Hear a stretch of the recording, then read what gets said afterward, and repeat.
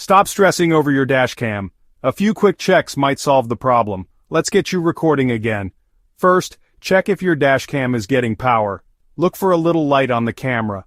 If it's off, make sure the cable is plugged in tight, both to the dash cam and your car's power outlet. Still nothing?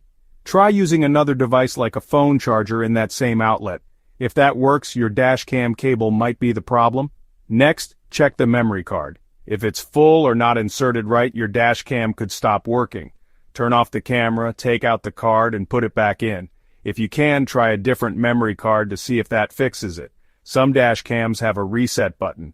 Use a paper clip to press it for a few seconds. This can fix little glitches. If none of this works, look for a blown fuse in your car's fuse box. Your owner's manual can help you find the right one. Still stuck?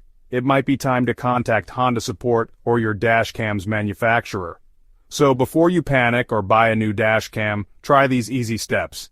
You might get back on the road with your dash cam working. No sweat.